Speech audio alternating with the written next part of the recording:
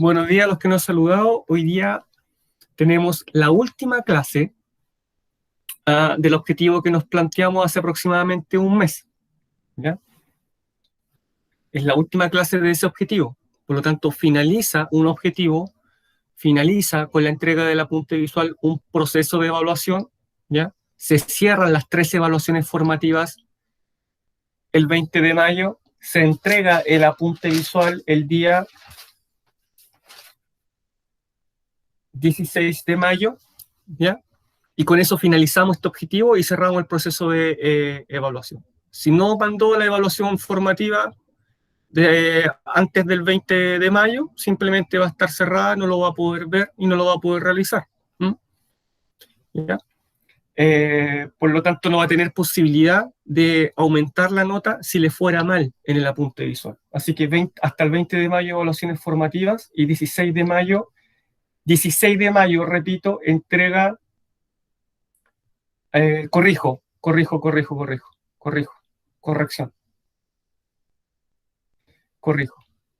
20 de mayo, fecha tope, fecha máxima para entregar las evaluaciones formativas, se cierran. Y el 22 de mayo entregan el apunte visual. Repito, 22 de mayo entregan el apunte visual. Me imagino que se asustaron, claro. Claro, se extendió más todavía, Mayre. Se extendía más todavía. ¿Ya? Ya. Para el 22 de mayo. Bien. 20 de mayo evaluaciones formativas, 22 de mayo la entrega del apunte visual. ¿Ya? Y ahí se cierra. Y claro, y comienza un nuevo objetivo. Ya, y comienza un nuevo objetivo, ya vamos a explicar eso. Clase número 6, en realidad no es la 6, no recuerdo ni qué número es. Características y consecuencias de la Segunda Guerra Mundial. Objetivo de aprendizaje, analizar la Segunda Guerra Mundial, identificando las consecuencias y características del conflicto. Ya aquí nos vamos al final. Bien, vamos a caracterizar. En algunos temas vamos a pasar muy rápido y en otros temas vamos a detenernos. ¿Ya? Mire, lo de la descolonización es un proceso que vamos a revisar ahora muy brevemente, ¿ya? Y en el apunte visual lo deben tocar también brevemente, ¿ya? Porque no es la gran consecuencia que vamos a analizar en este PPT, ¿ya? Ya. La descolonización. Extensión planetaria. Es la primera característica del conflicto, ¿cierto? Si pensábamos que la Primera Guerra Mundial había tenido una gran extensión, con una gran movilización de soldados, ¿cierto? Es que es inimaginable la gran movilización de personas que tuvo la Segunda Guerra Mundial. Pensemos que se combatió incluso en aguas territoriales del continente americano. Si bien no hubo combate en el continente, o sea, no hubo combate terrestre en América, sí hubo combate en aguas territoriales debido a la gran cantidad de ataques de submarinos, sobre todo en esta zona, en la costa de Estados Unidos y en la costa de Canadá, ¿ya? Porque hasta estas aguas se acercaban los submarinos para intentar destruir el máximo de buques mercantes, ¿ya? Y también en esta zona de acá. Pero sí, la guerra fue total en Europa, en el norte de África, en algunos lugares de Asia, principalmente Japón, ¿cierto? Japón, China, luego de su invasión a Manchuria, y en las islas que son cercanas también a Oceanía, aunque Australia no alcanzó a ser invadida, solamente las islas aledañas que estaban alrededor fueron atacadas e incluso muchas conquistadas por Japón, ¿ya? Participaron activamente 23 países, tal como dice ahí, y más de 100 millones de soldados fueron movilizados, o sea, 100 millones de soldados movilizados, es una cantidad estratosférica para ese momento de la historia. Ya después vamos a poder vincular la cantidad de bajas, la cantidad de muertos, con la cantidad de movilizados. Vamos con la parte tecnológica. ¿Cómo están con ese modelo de notebook de la época? El BOMB, uno de los primeros computadores.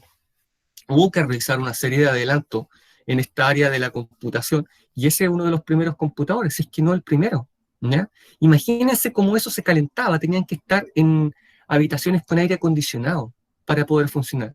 Y ese computador tenía una misión bastante específica, y era decodificar los mensajes que mandaba esta máquina. Esta máquina se llamaba Enigma, un invento alemán para poder codificar mensajes y que el ejército enemigo no entendiera lo que yo estaba transmitiendo.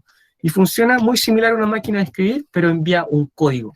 Y ese computador era el encargado de descifrar, luego de años de investigación, lograr descifrar el código. O sea, hubo adelantos tecnológicos, algunos muy positivos, otros bastante negativos para la época. Si bien hoy día utilizamos, por ejemplo, la energía nuclear en el área de la medicina y en otros ámbitos también, como por ejemplo hay portaaviones nucleares, ¿cierto?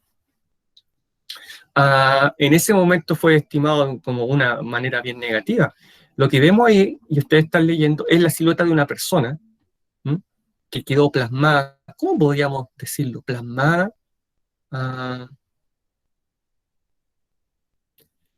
Felipe, no le voy a mentir.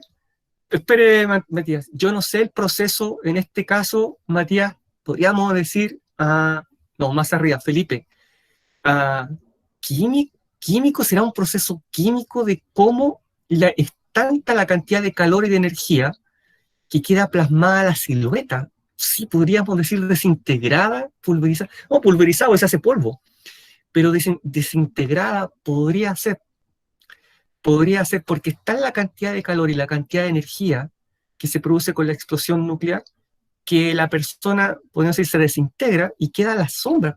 Sí, eso es, Maximiliano, sí, Felipe, queda la sombra ahí, ¿ya? Y eso está hasta hoy, ¿ya? No se han borrado, no se han borrado para que nunca más se nos olvide, ¿ya? Para que nunca más se nos olvide. Y con respecto a la otra pregunta, un portaaviones es simplemente un buque de guerra que tiene una pista de aterrizaje y permite el aterrizaje y el despegue de portaaviones. ¿Mm? Y también permite su almacenaje en el interior.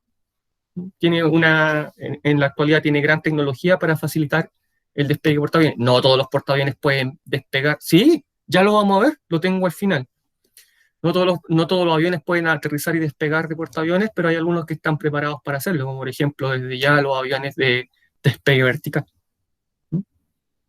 Interesante. También hay avance, un niño. Este está carbonizado. El niño lamentablemente está carbonizado, ¿cierto? O sea, está hecho ceniza. Si se tocara se desintegraría. Es uno con... O sea, un portaaviones puede transportar armas nucleares, pero me refiero que cuando un portaaviones es nuclear, me refiero a que su turbina, su motor, funciona con energía nuclear. A eso me refiero. 6 de agosto Hiroshima, Felipe, y 8 de agosto Nagasaki, del 45. ¿Mm? Ese niño está carbonizado, claro, está hecho ceniza. También hubo avance en la medicina, eso es la sulfamida, ¿ya? Y es muy pocos años anterior a la penicilina. Un soldado recibía una herida de cualquier tipo, y si la principal causa de muerte inmediata podría ser la anemia, o sea, morir desangrado. Pero si la herida podía ser controlada, corría ahora un grave riesgo de tener una infección de cualquier tipo, ¿cierto? Por la suciedad. Entonces, ese sobre se abría y adentro había un polvo, muy similar a la harina quizá, y ese polvo se ponía directamente en la herida y se vendaba, y evitaba gran cantidad de muerte debido a que evitaba la infección. Luego se masificó la penicilina y se reemplazó por la penicilina, la sulfamida, y esto es alemán. Ya, luego se masificó por todos los ejércitos, pero esto es alemán. Ya, grandes inventos médicos. Tenemos otro invento tecnológico, el sonar en este caso, y el radar. El radar detecta superficie. ¿Ya? El radar, que todos conocemos, detecta en superficie, de la superficie de la tierra o del mar, arriba. ¿Ya? Arriba. El sonar detecta bajo el mar, y eso es lo que tiene el submarino. Lanza una onda, este típico que vemos en las películas, es una onda de sonar que rebota en un objeto metálico, regresa al submarino y tras un análisis técnico, muy rápido por supuesto, dice, bueno, detectamos una embarcación a X distancia y a X dirección. ¿Ya? Esa es la función. Estos son inventos del periodo, ¿ya? Y que ayudaron en la tecnología. Por supuesto, claro que sí, Felipe. Claro que sí. Claro que sí. Las lanchas pesqueras incluso tienen sonar, los buques factoría tienen sonar, los buques de guerra, por supuesto, tienen sonar. Los buques de guerra tienen sonar y radar, ¿ya? Tienen un radar de detección aérea, que parece somier de capa antigua, un radar de superficie, que parece esta goma, pero más extendido, ¿ya? Y gira. Y por supuesto el sonar va en el domo bajo el agua. ¿Mm? Interesante. Tenemos el uso de la propaganda. Arriba, tecnología, más tecnología. Estamos como ahí preparados. Estamos preparados para la defensa, Felipe. Para la defensa. Para eso. Muy preparados para la defensa. Chile yo creo que no ha tenido intenciones de atacar a nadie desde 1879. Pero ha tenido muchas intenciones de defenderse desde esa fecha hasta el día de hoy. El uso de la propaganda, mire qué interesante, sí ya lo vimos, el de la niña alemana, ¿cierto? De la juventud vegetariana, recolectando dinero para un hogar de jóvenes. Esta es una invitación al reclutamiento, ¿cierto? Y hay un casco alemán, mire ahí, que está como puesto sobre una cruz, o sea, vamos a matar a todos los alemanes, definitivamente. Y esta es Rosie the Retriever, Rosie la remachadora, que es un emblema en la actualidad muy feminista, ¿cierto? Ya, y este representa el ingreso ya definitivo, muy superior al de la Primera Guerra Mundial, de las mujeres al campo laboral, o sea, aquí ya llegan para quedarse, porque trabajan en todos los más diferentes ámbitos. Y esta representa una mujer que con una remachadora ponía los remaches en los bombarderos norteamericanos, ¿ya? Entonces pasó a la historia como Rosie la remachadora, y hoy día es un emblema feminista. Y ella es una mujer norteamericana, ¿cierto? Que el tío Sam, ¿cierto? Con estas mangas, con colores, los colores de la bandera de Estados Unidos está poniendo la toca, ¿cierto? De enfermera. Dice, conviértete en una enfermera, tu país te necesita. La gente, sí, en Estados Unidos hubo movimientos pacifistas al comienzo de la guerra, pero una vez que Estados Unidos fue atacado a traición por Japón, en Pearl Harbor, ya no había vuelta atrás. Y toda la gente fue voluntaria en un principio de la guerra. En Europa, oposición a la guerra también. En Inglaterra, antes que estallara la guerra, había oposición y en varios países. Pero una vez que la guerra se desencadena y sobre todo comienzan los bombardeos masivos a las ciudades, ya no hay prácticamente oposición a la guerra, no hay movimientos pacifistas que están bombardeando mi ciudad y detrás, y después del bombardeo de la ciudad inglesa, viene el intento de invasión de los alemanes, o sea, que voy a ir a tratar con ellos, con esa gente no se puede tratar, así que vamos a la guerra. Digo, antes de la guerra, sí, durante la guerra no tengo conocimiento de movimientos pacifistas organizados, ¿sí? Pero antes de la guerra sí. Y la tecnología acá abajo, este es una bomba volante B2 alemana. Miren la tecnología, por favor. Miren la tecnología. Miren la tecnología. Esto es un invento alemán. Era guiada. Guiada. ¿Ya? Guiada. Una gran tecnología para la época. Y le disparaban desde Francia y caían en Inglaterra. ¿Ya? Después, todo esto, los científicos que llevaron a cabo este progreso tecnológico cuando terminó la guerra, bueno, ahora comenzaron a servir a los aliados. Principalmente para el reconocimiento. Claro, pensemos, bueno, podría nombrar aviones, si uno con experiencia los ve y dice, este es un avión modelo X, este es un avión modelo Y, pero pensemos que en el momento del combate había que reconocerse muy rápidamente. Y otra cosa, no reconocer, más que reconocer centroaviones, que sí era muy importante, Felipe, también es muy importante el reconocimiento desde tierra. Viene el avión, ¿cierto? Bueno, aquí viene el avión, ya. Allá está la base del avión. Esta base está protegida con fuego antiaéreo. Y los artilleros que están aquí miran y rápidamente deben reconocer si el avión que se viene acercando es amigo o enemigo. Y si es enemigo, ¡pum, pum, pum, pum, pum! Y si es amigo, debo reconocerlo muy rápido, ¿ya? Porque desde tierra, ¿cierto? Amigo. Más que la silueta del avión, inmediatamente los emblemas. Interesante también el reconocimiento de los aviones. Y en todo ámbito, ¿cómo un soldado se reconoce con otro? Piensen hoy en día, si los uniformes son prácticamente iguales, el mismo mimetismo. Sí, Tomás, y en todas las guerras, eso se llama fuego azul. fuego azul. Fuego azul. Todo cercano aquí, Guerra de las Malvinas, tenemos un caso terrible. Un piloto venía muy averiado, con escaso combustible, iba a aterrizar, un piloto argentino iba a aterrizar en las Malvinas y lo derribó su propia artillería antiaérea. Su propia artillería antiaérea. Se llama fuego azul. Sí, sí, Felipe, mucho espionaje y contraespionaje y contraespionaje. Uno de los centros del espionaje era Turquía, ¿ya? ¿Por qué Turquía? Porque era el lugar en que la información se pasaba entre Asia y Europa, ¿ya? Hay espías emblemáticos que algunos que ni siquiera se saben si son reales o no. Sí, sí, mucho. Y si hay espionaje, contraespionaje y el contraespionaje, el contraespionaje, por supuesto, hay espías dobles. De esto hay mucho escrito, Felipe. Habían espías dobles que trabajaban al mismo tiempo para los ingleses y al mismo tiempo para los alemanes. Y ninguno de los dos sabía que este era agente doble. ¿Ya? ¿De dónde cree que salieron todas las películas de espías? James Bond, la idea, no solo de la Guerra Fría, tú eres genio, genio. Pensemos en cuántos idiomas hablaban. Desde ya, pensemos en cuántos idiomas hablaban.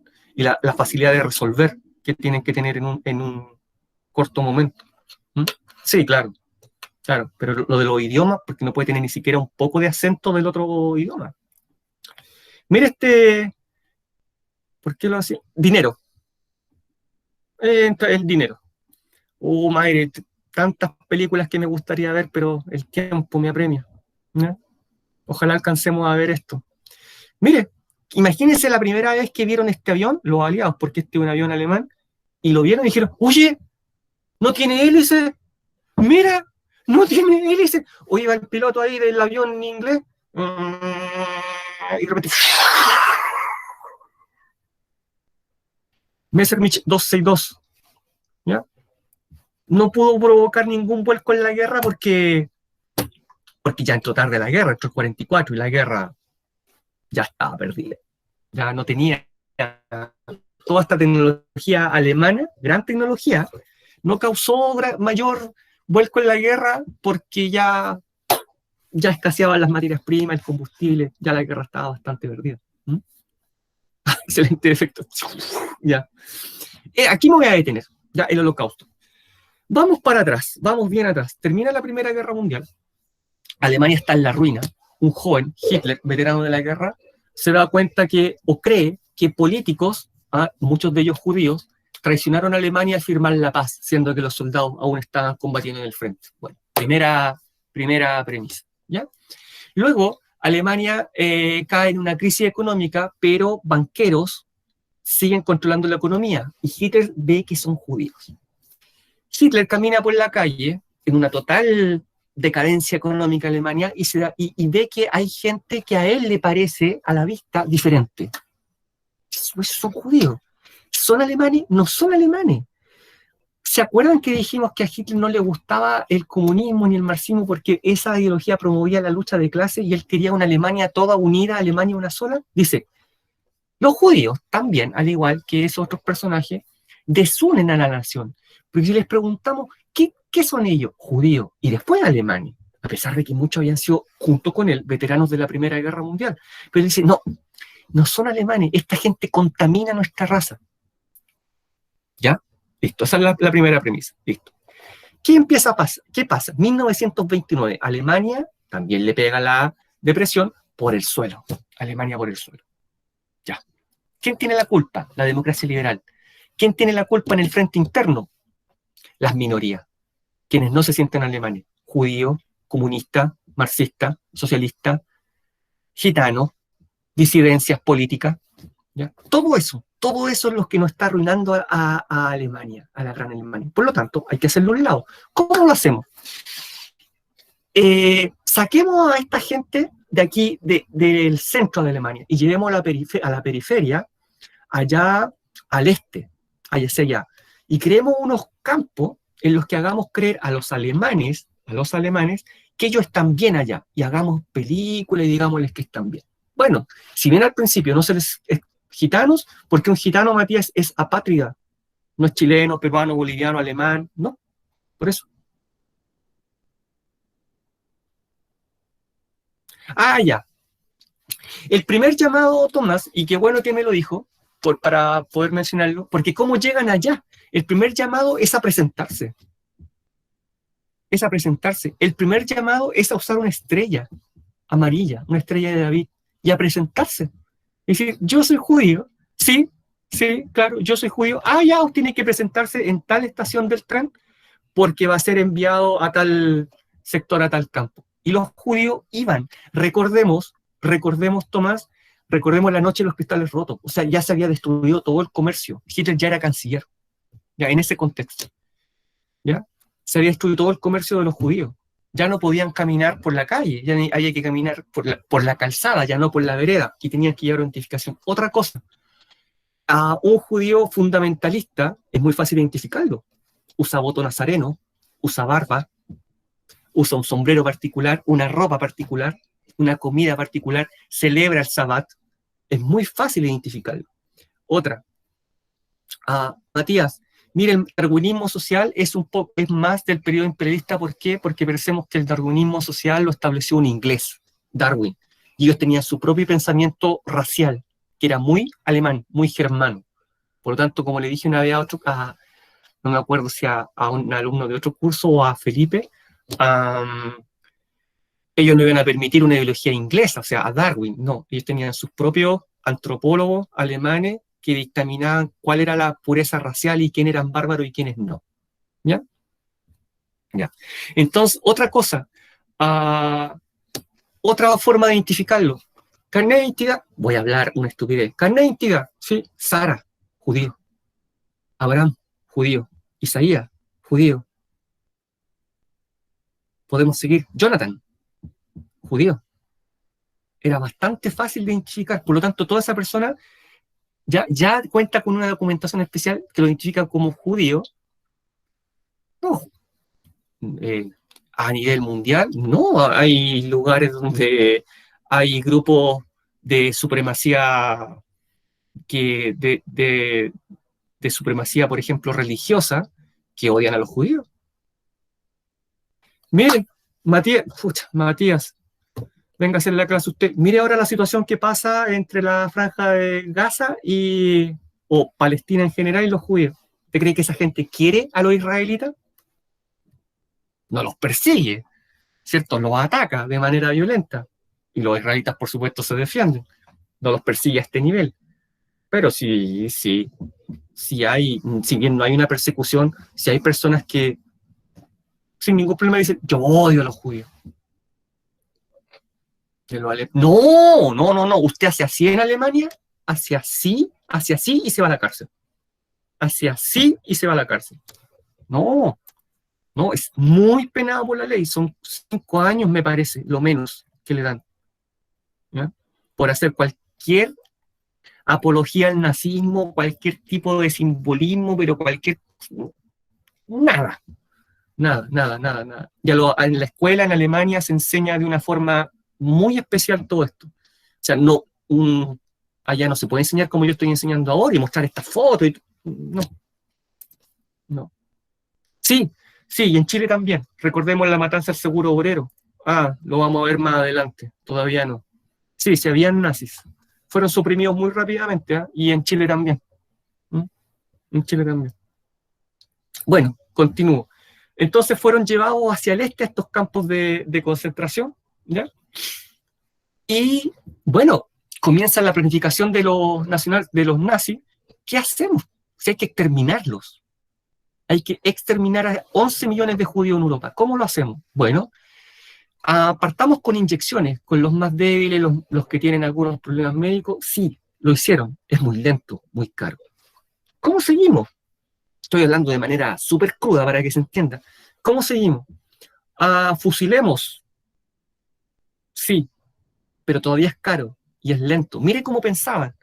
Y le está afectando psicológicamente a los soldados que disparan, porque están escribiendo cartas y dicen, hoy maté 100, hoy maté 50, mañana me tocan matar 200 más.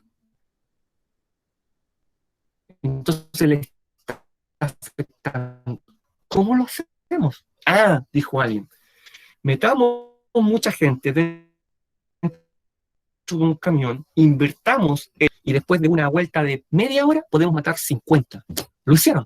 Aún así, les pareció que era caro y lento porque se gastaba mucho combustible. Entonces,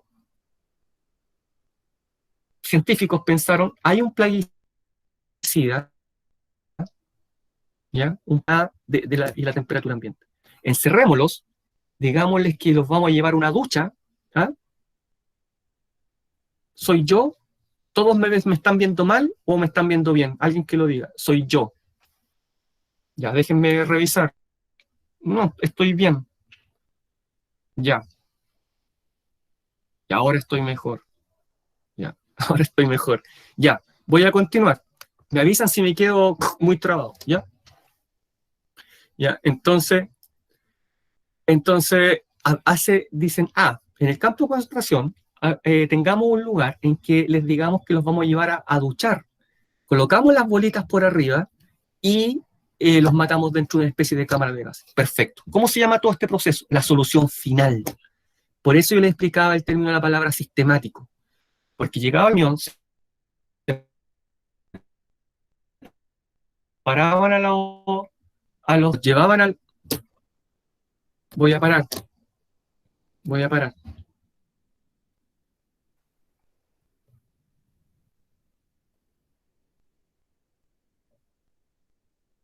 ¿Ya? ¿Continúo?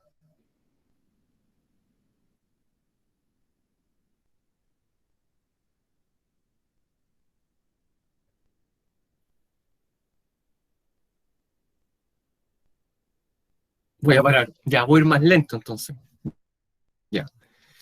¿Ya? Entonces, ¿qué es lo sistemático? Llega el camión, son separados, los hombres, las mujeres, entonces parece que las mujeres las queremos eliminar primero junto con los niños, ¿ya? Sí, sí, hay bastante literatura al respecto. Entonces, los que van a ser exterminados, se desnudan, dejan las maletas a este lado, los lentes a este lado, la ropa a este lado, a todo eso. Otros judíos que están en el campo prisionero entran después de ellos y los separan las cosas de valor. Esta gente entra desnuda. No, porque no eran útiles en el trabajo, Tomás, no eran útiles en el trabajo, por eso.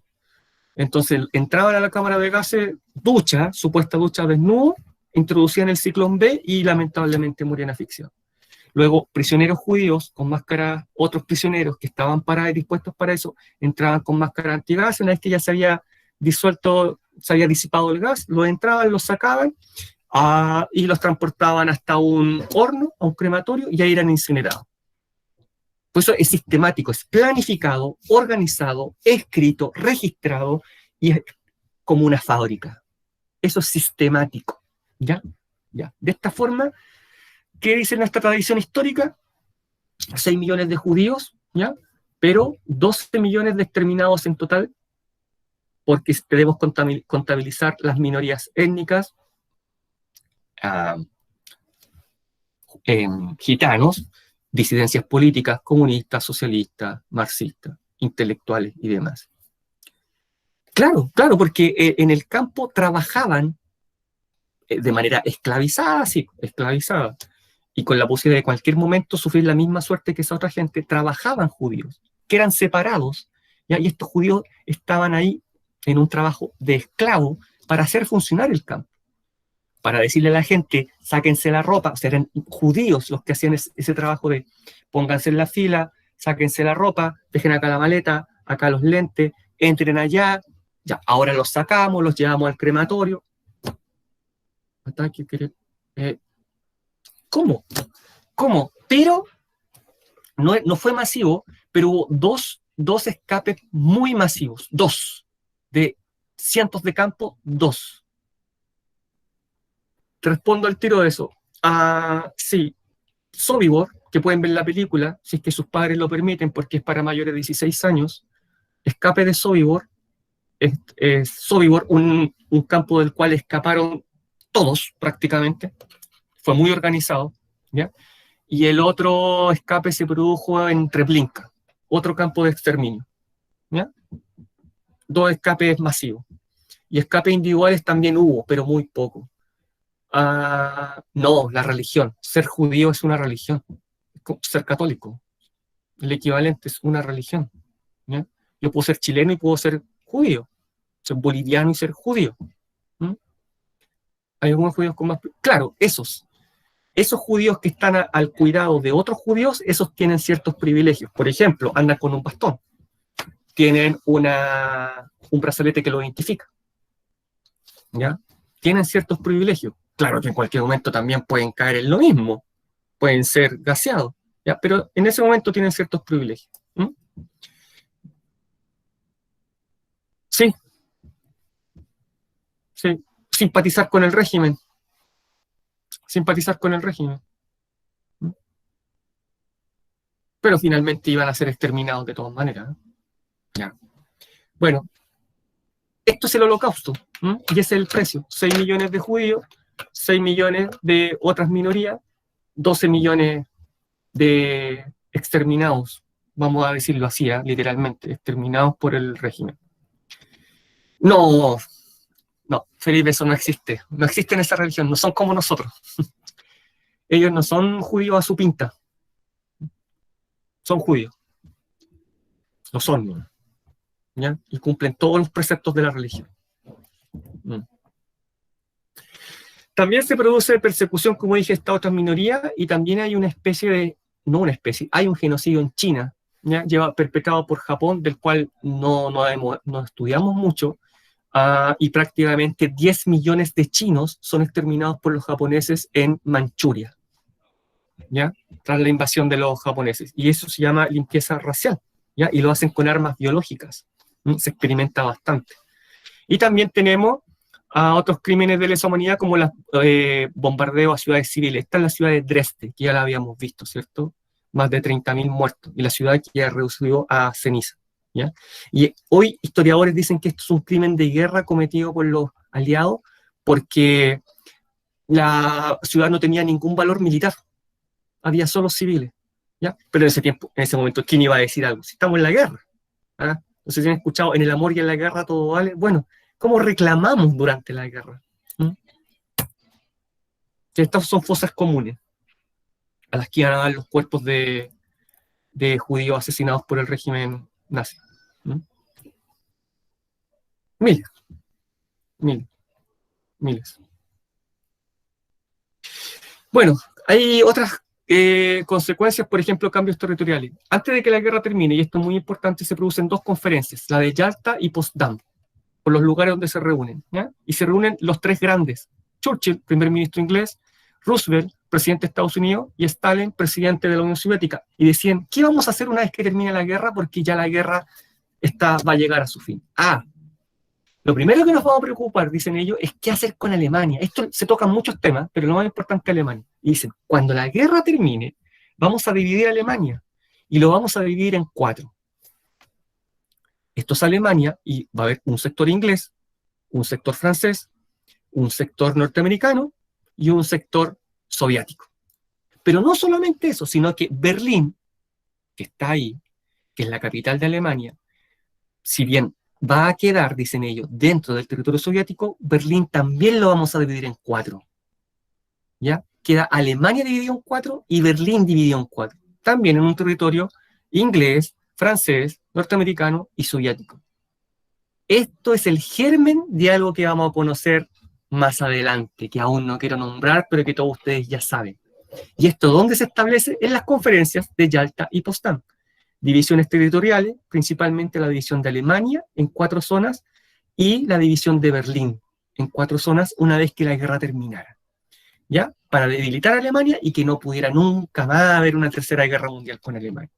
No solamente eso, sino que también que se establece que Japón, por supuesto, debe devolver todos los territorios conquistados y se debe permitir que Estados Unidos, que fue el que llevó a cabo la guerra contra Japón, Matías, a ocupar el territorio japonés. ¿Ya? Eso se resuelve en las conferencias de Yalta y Potsdam en 1945 porque saben que la guerra toca a su fin. Hay un gran desplazamiento de personas, por supuesto, aproximadamente 40 millones de personas. Por favor, miren esas imágenes, ¿ya? Millones y millones de niños sin padre ni madre, ¿ya? Pensemos en que hay niños en que la mamá murió en un bombardeo, quedó solo, solito en la calle, y el papá murió en la guerra. nunca se encontró el cuerpo, quizás murió ya por el frente oriental peleando con los rusos, era alemán peleando con los rusos, y nunca se encontró el cuerpo y quedó enterrado en una fosa común. Mire, no es que haya quedado Rusia afuera, Maximiliano, mire, porque esta parte está en manos soviéticas, y una parte de Berlín está en manos soviéticas, ¿ya? El problema es que los dos bandos quieren tener la hegemonía de Alemania, el control total de Alemania, y luego el control del mundo. Ese es el problema. Ese es el problema, Maximiliano. ¿Ya? El control del mundo. ¿Ya? Pero eso, espérese un poco. Hay gran desplazamiento de personas, de aproximadamente 13 millones de personas. Miren, acá hay un cañón al lado, o sea, se nota que van saliendo de una zona de guerra, con guaguas, con hijos, maletas, con lo que pueden cargar, y aquí un soldado se va llevando gente, ¿cierto? Hay una niña y una mujer, otra mujer. ¿Por qué? Porque sus territorios son arrasados por los bombardeos, ¿ya? Arrasados por la guerra. No hay alimento, no hay comida, no funciona la economía, absolutamente nada. Por lo tanto, deben salir de esos lugares en busca de mejores perspectivas.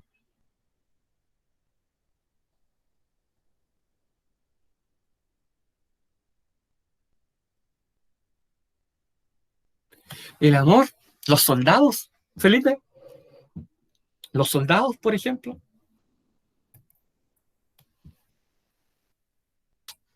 Los soldados, cómo la relación con sus parejas que quedan, por ejemplo, en Alemania mientras ellos van a la guerra.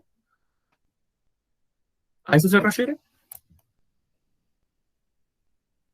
Los soldados mantenían correspondencia. Los soldados también no estaban en la guerra durante años sin volver a la casa. Había permisos cada cierta cantidad de tiempo que estaban en la primera línea del frente, ¿ya? Eran enviados de vuelta a la casa de descanso. O sea, uno no puede estar en la guerra a los 6 años, ¿ya? Se volvería loco. Sobre todo, todos menos los soviéticos tenían este sistema de relevo para poder ir a descanso. La Unión Soviética no tanto porque estaba en serios problemas. Además había correspondencia. Había bastante correspondencia, sobre todo en los aliados. Pensemos que los alemanes, en 1944, casi al final de la guerra, se sorprendían cuando tomaban prisionero a un soldado norteamericano, que este soldado norteamericano, dentro de su mochila, tuviera un queque. ¿Y por qué? Porque los alemanes se preguntan, ¿cómo este soldado anda en su mochila con un queque y este queque se lo hizo la mamá en Estados Unidos? ¿Cómo le llegó? Claro. Y ellos decían, o se lo mandó la novia. ¿Pero cómo? Quiere decir que Estados Unidos tiene el tiempo, los recursos, el combustible, la logística, ¿ya? Para permitir que su esposa en Estados Unidos elabore el queque, lo lleve al lugar, sea transportado en un barco, cruce el Atlántico y llegue en condiciones de ser comido a Europa. Los alemanes hacía rato no tenían esa capacidad, por ejemplo, ¿ya? Pero en cuanto a relaciones, sí se podía desarrollar, claro. Y por otro lado, también pensemos en que también se desatan los más bajos instintos. Y sobre todo los alemanes, cuando entraron a Rusia, y luego los rusos, cuando entraron a Alemania, llevaron a cabo miles y miles de violaciones. Miles de violaciones. Estamos hablando de lo mismo, Matías, venga a sentarse usted acá mejor, claro. Y los niños de la guerra. ¿Y quién es mi papá? ¿Quién es mi mamá? Claro. Daños estructurales, ¿cierto? Lo que vemos arriba es Berlín, arrasada por los bombardeos, ya al final de la guerra. 1945, el Reichstag, el Parlamento, miren cómo quedó después de la batalla de Berlín, por favor. Los campos bajan su productividad porque son arrasados también por la guerra, por lo tanto disminuye la cantidad de alimentos. Pensemos que todos dependemos de materias primas agrícolas. No, el principal problema de caer prisionero, relatan los mismos prisioneros, eran dos. Uno en el frente oriental, para un alemán caer en manos de los soviéticos y viceversa, ¿ya? No había muchas posibilidades de sobrevida. Y el otro problema era ser aliado y caer prisionero de los japoneses, por la idiosincrasia del honor que tienen, ¿ya? Ese era un problema, caer en manos de los japoneses y caer en manos de los soviéticos o de los alemanes en el frente oriental, donde no había muchas posibilidades de sobrevivir. Pero para un alemán, pensemos que cuando estaba terminando la guerra, el ejército alemán y los civiles alemanes corrían literalmente se corrían hacia el oeste para ser prisioneros de los norteamericanos y no de los rusos, ¿ya? A tal punto que hay un episodio en que están en un río, a la orilla de un río, los alemanes, y a la otra orilla del río, los norteamericanos. Los alemanes vienen arrancando de no caer prisioneros de los rusos, y los alemanes están al otro lado del río, los alemanes no tienen cómo cruzar el río, y los norteamericanos los miran, no les disparan, y le hacen así. Eso significa, si tú puedes cruzar el río, yo te tomo prisionero, no te voy a disparar, la guerra ya está terminando. Y los alemanes, de alguna forma, tratando de cruzar el río para no caer en manos de los rusos. ¿Eh? Ah, qué interesante. Claro, puede ser. Bueno, en la guerra, yo siempre he dicho que todo puede ser. Y Japón también es arrasado por las bombas incendiarias, se elige incendiarias, porque las casas eran de un material ligero, por lo tanto es incendiario. Los niños de la guerra, ¿cierto? Los desplazados, transformación económica. Los países contraen deuda, quedan en la ruina, y ¿quién es el que los viene a salvar? Estados Unidos, nuevamente, con préstamos, pero con un plan muy especial, el plan Marshall, ¿ya? ¿Y qué es este plan? Entreguemos dinero a Alemania para que se reconstruya, ¿ya? Similar al keynesianismo, que ya vimos, y les entrega un sueldo muy chiquitito, pero de esta manera se tiene que activar nuevamente la economía. ¿Ven? Ahí dice Marshall Plan, ¿cierto? Está en alemán, pero ahí se ve que dice Plan Marshall, y comienza la reconstrucción de Alemania. ¿Ya? Los veteranos de la Segunda Guerra Mundial tienen más de 90 años, Felipe. Segunda Guerra Mundial, en África sobre todo. En África. Sí, sí. Los maniquí en todo el frente. Sí, sí, tienen más de 90 años. Más de 90 años. Y este plan Marshall es la reconstrucción, marca la reconstrucción de Alemania porque son préstamos que otorga Estados Unidos, ¿ya? Créditos. Y no solamente ellos, sino que los países europeos. Dice, todos juntos tenemos que reconstruirnos a través de los préstamos que otorga con el plan Marshall. Mire, ahí está, ¿ve? Dice, cualquiera sea el clima, la única forma de alcanzar la prosperidad es juntos. Entonces Estados Unidos entrega los préstamos para reconstruirse. Y no solo eso, sino que ahora el centro del mundo se traslada a Estados Unidos. Estados Unidos tiene la hegemonía mundial ahora. ¿Y quién se la disputa? La Unión Soviética. Por lo tanto, Estados Unidos dice, prestemos dinero para que se reconstruyan, pero no solo para eso, sino que para que no caigan en manos de la órbita soviética, porque sería terrible que cayeran en manos de la órbita soviética. Los voy a ganar para mi lado a través de préstamos, ¿ya? Plan Marshall, muy importante. Juicios de Nuremberg. Por primera vez se habla de crímenes contra la humanidad. Y esto no puede quedar así, hay que juzgar a los responsables. Ahí los tenemos, 24 jerarcas nazis que son acusados de crímenes de guerra. Y cuando termina la guerra, son juzgados en la ciudad alemana de Nuremberg, entre el 45 y el 46. ¿Ya? De los 24, 12 son condenados a muerte, 7 a condenas de presidio en diferentes grados y 3 son dejados en libertad. ¿Ya? Y esto era una muestra al mundo de que esto no iba a quedar sin justicia. ¿Hay más juicios? Sí, pero este es el primero y el más conocido. No son soldados, son altos jerarcas nazis, muchos son militares, pero son generales, o sea, son ministros, son de ese. Por ejemplo, los que planificaron la solución final. Por ejemplo, ahí tenemos. Otro juicio fueron los médicos que llevaron a cabo experimentos. Así. Otro, altos oficiales de la SS que estaban a cargo del exterminio de judíos en X campo, ¿me entiendes? Claro, no al cabo, no al soldado. Mire, algo que ustedes me preguntaban. Acá tenemos África. Sí, Adolf Eichmann, Matías. Lo secuestraron en un avión y se lo llevaron a Israel, lo enjuiciaron y lo mataron por crímenes contra la humanidad. Adolf Eichmann. Acá tenemos África. Y aquí vemos el proceso de descolonización del que ustedes me preguntaban. Las colonias africanas habían peleado por las potencias europeas, por sus amos, por así decirlo, en la Primera Guerra Mundial y en la Segunda. Entonces dijeron, bueno, es hora de la independencia. Y nos declaramos nuestra independencia. Francia, chao. Inglaterra, chao. Estos países no estaban en condiciones de continuar la guerra, excepto uno. Uno decidió continuar la guerra, porque la mayoría de estos procesos de independencia fueron pacíficos, excepto en dos, en dos colonias. ¿Qué país tenía el control de estas colonias? Francia. Entonces tenemos una guerra en Argelia que dura 8 años, muy sangrienta, muy terrible. Finalmente Argelia obtiene la independencia.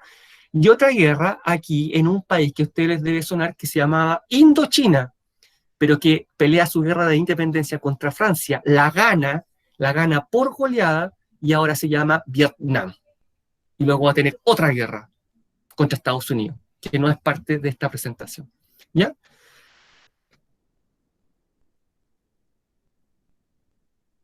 Con 5 países, profe, indochinos con 5 países. No entiendo eso que dice, con 5 países. ¿Ya? O se refiere, 5 países que se refiere que, claro, bueno, ya, sí, Vietnam, Campuchea, Camboya, Laos. ¿Sí? ¿Estoy bien? Corríjame, Matías, o puede continuar usted colocar los países ahí, si es que quiere. Bueno, a esto hace referencia a los procesos. Son pacíficos, pero estos dos se van a diferenciar mucho. ¿Ya? Argelia e Indochina, que van a tener que pelear su guerra de independencia contra Francia. Y la van a ganar. Y finalmente igual van a ser independientes. Otra cosa, ¿se acuerdan que estaba de moda la democracia liberal? Bueno, con los totalitarismos surgen estos totalitarismos y el populismo, una vez que termina la Segunda Guerra Mundial, dicen, no, tenemos que volver a las democracias liberales. Tenemos que volver a las democracias liberales, porque no nos dio resultado. Entonces ahora hay nuevamente un auge de las democracias liberales y atrás queda nuevamente los totalitarismos. ¿Ya? El costo de la guerra en pérdidas humanas. Vean, por favor, la Unión Soviética. 25 millones de muertos. No alcancé a ver lo que usted escribió arriba, Felipe. Ya lo voy a revisar.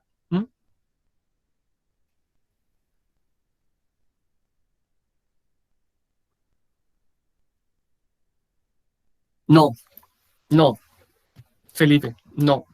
Yo creo que es por mi eh, preparación anterior. No me pasa absolutamente nada.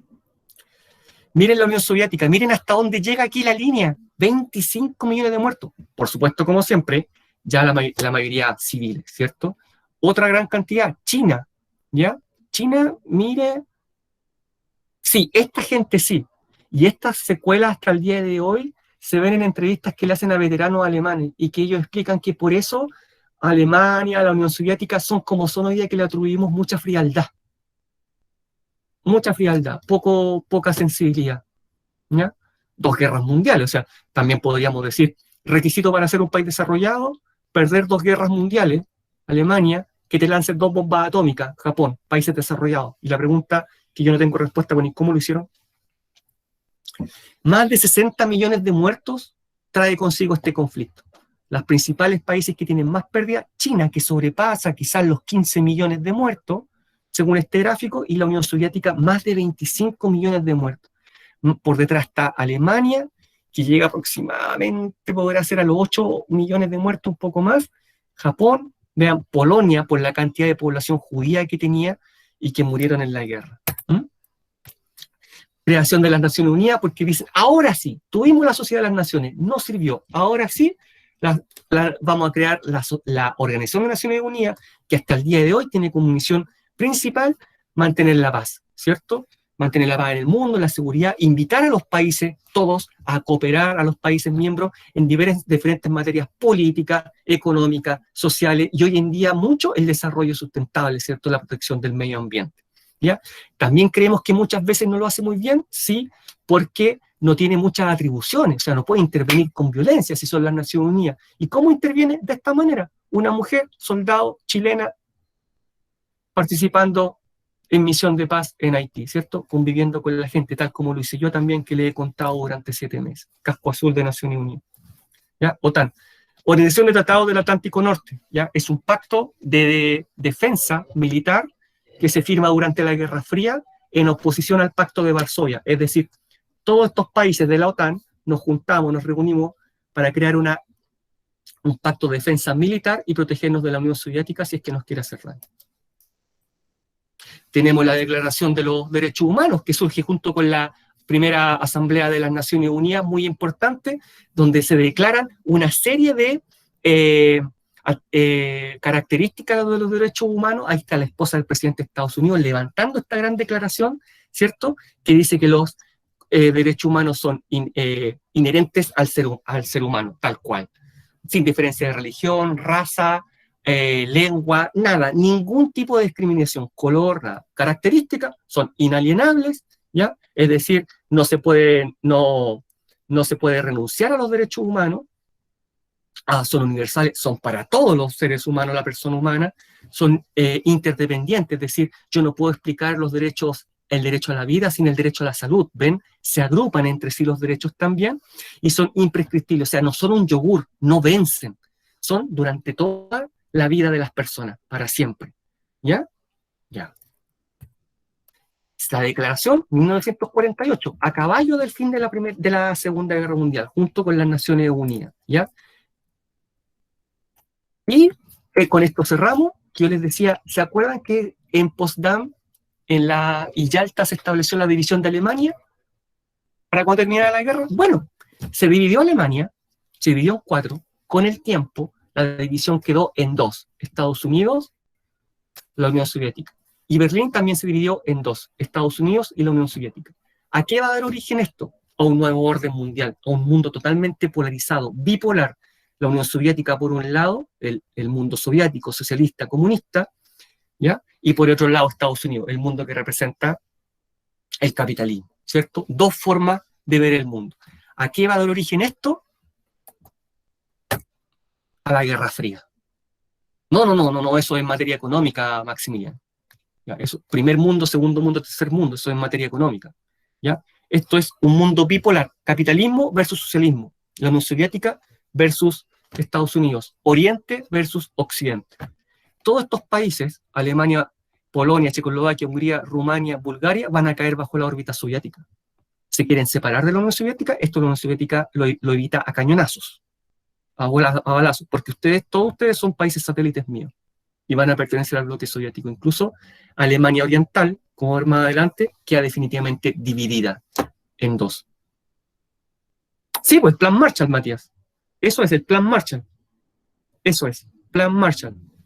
Otorgar préstamos a los diferentes países, ¿ya? Después me lo devuelven, porque juntos vamos a surgir, vamos a reconstruir todo, y les presto dinero porque yo también no quiero, Estados Unidos no quiero, que ustedes se alejen acá, o sea, que se acerquen a este bando. Quiero que se acerquen al bando de Estados Unidos, para allá, ¿ya? Les contaba, Alemania también se divide en 2, a partir de 1961, definitivamente con un muro. Mire, hay países que arrastran la deuda externa mucho antes, desde antes incluso de la Primera Guerra Mundial. Así que no podríamos atribuirlo solamente a esta causa. Hay también países que, por ejemplo, Chile ahora se va a endeudar. Tenía una pequeña deuda externa, quizá en 10 años más tengamos una muy grande. Y no es por la guerra, es multicausal. ¿Mm? Toda la historia es multicausal. 3 minutos me quedan. Quiero cerrar con esta idea. Alemania, recordemos que había sido dividida en 4, muy posteriormente va a ser dividida en 2. Por un lado Estados Unidos, por otro lado el control lo va a tener la Unión Soviética, ¿ya? La parte que queda con la Unión Soviética, Alemania Oriental o República Democrática Alemana. La parte que queda con Estados Unidos, Alemania Occidental o República Federal Alemana. ¿Cuándo esto ya se va a distinguir definitivamente? A partir de 1961 con el muro de Berlín. El comienzo de la construcción, que va a estar en pie hasta 1989. Gente que está tratando de ver a sus familias al otro lado del muro. Pero eso es otra historia.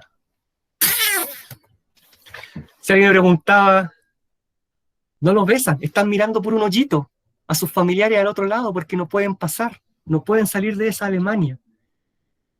Pero le contaba a Matías que eso es otra historia, que vamos a revisar otro día. Alguien me preguntaba sobre Hiroshima, ahí está Hiroshima en la actualidad. Ese es un monumento a la paz que sobrevivió a la destrucción de la bomba atómica y no fue reconstruido, fue quedado ahí en conmemoración, para que nunca olvidemos. ¿Por qué estudiamos esto? Para eso, para valorar la paz, no para aprender los apellidos, ni los nombres de las batallas, ni los apellidos de los generales. ¿Ve? No están besando el muro, están mirando o comunicándose con sus familiares al otro lado. Porque el muro se hizo para que los alemanes de Oriente, los alemanes que están bajo la órbita soviética, no salgan. No salgan. Sí, cuando cayó el muro. Sí, también hubo intentos de cruce, con muchos muertos de por medio. Con muchos muertos de por medio. ¿Ya? Pero como les digo, esa es otra historia que vamos a conocer en el objetivo subsiguiente, porque ahora termina este objetivo hoy, nos devolvemos a Chile y después de Chile nos vamos otra vez a Europa. Voy a pasar lista, no se muevan que va a sacar la foto, pregúnteme. Que nos queda un minuto.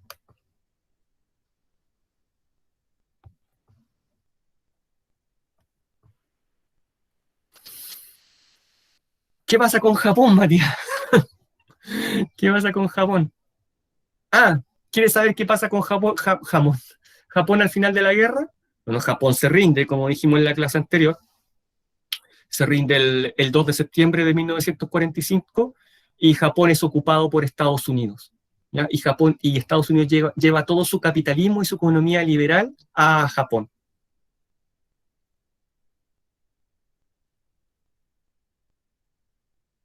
Tendría que ir a revisarlo, Matías. Tendría que ir a revisarlo y se lo explico por correo. ¿Ya? Porque se me acabó el tiempo. ¿Ya? ¡Ah! Ya, listo, alto, 30 segundos. Ya, entendí. No, durante la guerra, Japón dijimos que invadía Manchuria, ¿ya? Y que en Manchuria, en China, cercano a ese territorio, habían colonias europeas, ¿ya? Por lo tanto, Japón se sentía el libertador de esas colonias europeas. Váyanse europeos, yo ahora lo estoy liberando a ustedes, ¿ya? Y eso choca con los intereses norteamericanos porque Estados Unidos quería tener el poder, la hegemonía en esos territorios. ¿Me entiendes?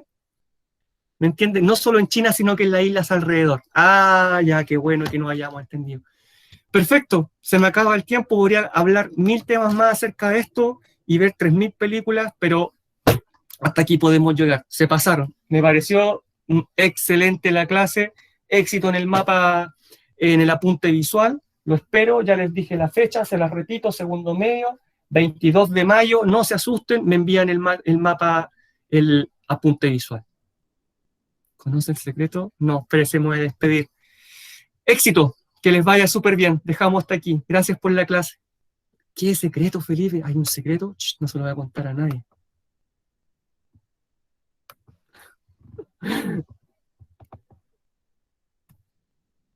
Ya.